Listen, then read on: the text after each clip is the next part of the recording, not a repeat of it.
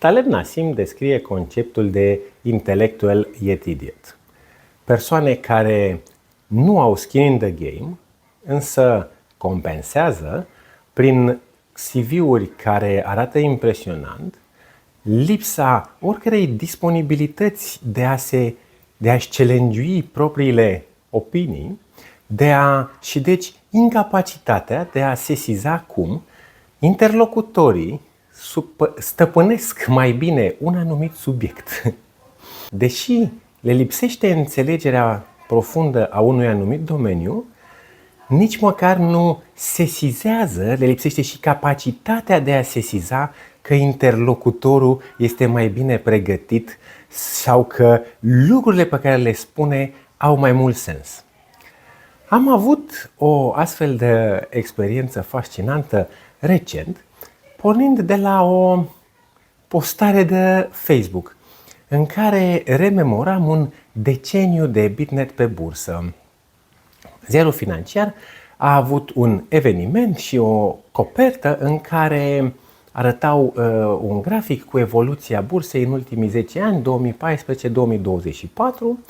iar asta m-a făcut să îmi aduc aminte, să analizez, să povestesc cum, odată cu accesul la capitalul pe care l-am putut atrage prin mecanismele bursei, Bitnet a crescut afacerile de 50 de ori și capitalizarea de 14 ori, care este un multiplu de cât a crescut restul bursei. Ceea ce ar fi și normal, în restul bursei n-au crescut afacerile de 50 de ori. Nu? Noi eram o companie mai mică și am ajuns o companie mare.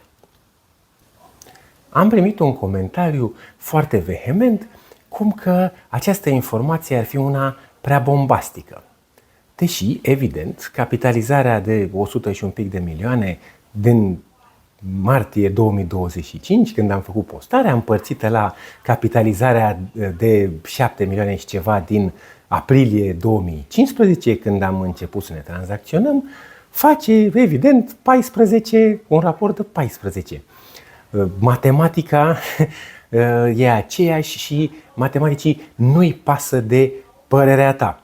Dimpotrivă, părerile tale ar trebui să fie ajustate de matematică. Partea rațională a argumentului respectiv era că nu este neapărat relevant să verifici capitalizarea companiei. Deși e unul dintre indicatorii pe care toată lumea îi citează, argumentul domnului respectiv era că nu e un indicator neapărat relevant de urmărit în cazul unei companii care a atras capital majoră de capital, prin infuzii de equity, prin runde succesive de equity și a făcut și achiziții, M&A-uri, în cadrul cărora a plătit cu acțiuni.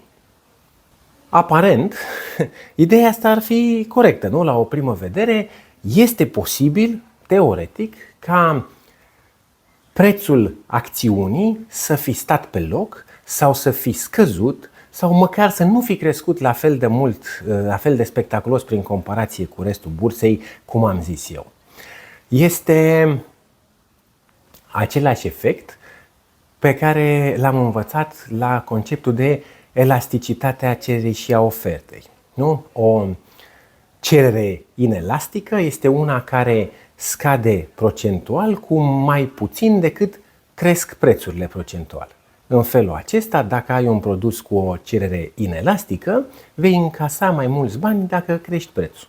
Invers, dacă ai un produs cu o cerere elastică, vei încasa mai puțin bani dacă crești prețurile. Acolo merită să reduci prețurile.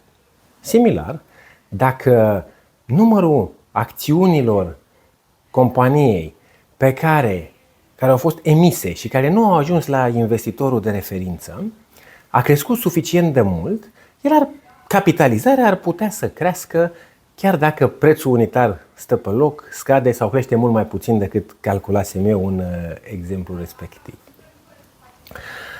Domnul respectiv era deci convins că prețul unitar al acțiunii spune complet altă poveste decât cea pe care am transmis-o eu în cele câteva mesaje de încântare, rememorând un deceniu în care Bitnet a schimbat fața pieței de capital românești. De ce era dânsul convins de asta?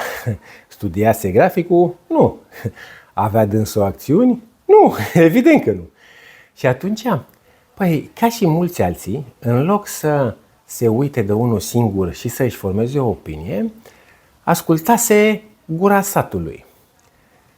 Am povestit în clipul despre investitorul rațional cum Mihai Chișu a evidențiat în lucrarea lui de doctorat în domeniul finanțelor comportamentale, dar și adesea împărtășește informația asta pe canalul său de Instagram, un număr de biasuri cognitive care te încurcă să fii un investitor mai bun. Unul dintre acestea este efectul de turmă.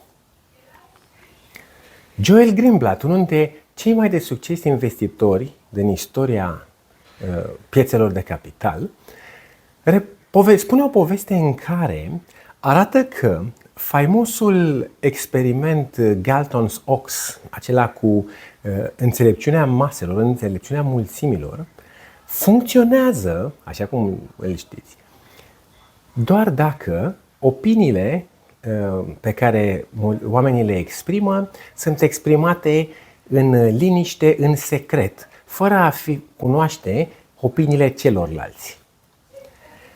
În schimb, dacă răspunsurile sunt colectate de la participanți într-un proces care face publice răspunsurile, fiecare se ridică și spune cu voce tare estimarea proprie, experimentul eșuează lamentabil. Cu alte cuvinte, oamenii se lasă influențați de cei din jurul lor și în loc să rezulte ceva extraordinar, cum este în experimentul inițial, rezultă ceva complet rupt de realitate. Bănuiesc că v-am făcut până aici curioși să vedeți cât de inexactă a fost exprimarea mea inițială. Spusesem eu, Bitnet a crescut de 3 ori mai mult decât a crescut restul bursei. Ei bine, cum spune adesea Warren Buffett, este mai bine să fii approximately right than precisely wrong. Și dacă ne uităm pe graficul de pe TradingView al prețului ajustat Bitnet versus indicele BET, cred că ne-ar putea ajuta domnul Despot cât face 558 împărțit la 133. În timp ce scriam scriptul pentru acest clip, mi s-au cristalizat câteva idei pentru următoarele episoade. Cum și de ce cumpără companiile alte firme? De ce să faci M&A-uri când e bine cunoscut că e o activitate foarte riscantă? Când e bine să cumperi alte companii? Când e bine să plătești dividende? Când e bine să-ți răscumperi propriile acțiuni? Când e bine să vinzi companiile pe care le-ai cumpărat? O să fac deci o serie cu mai multe episoade despre capital allocation, despre acest corporate finance și capital allocation. Așa că aș aprecia dacă vă dați like, share and subscribe, fiindcă YouTube funcționează foarte mult cu acești parametri. Sunt Cristian Logofătu, finanțist cu 20 de ani de experiență pe piețele internaționale, antreprenor cu 18 ani de experiență, timp în care am fondat una din puținele companii din lume care are 17 ani de creștere neîntreruptă, și Ironman. Am terminat 10 de triatloane, dintre care 9 pe distanța de Ironman și 13 pe distanța de Half Ironman.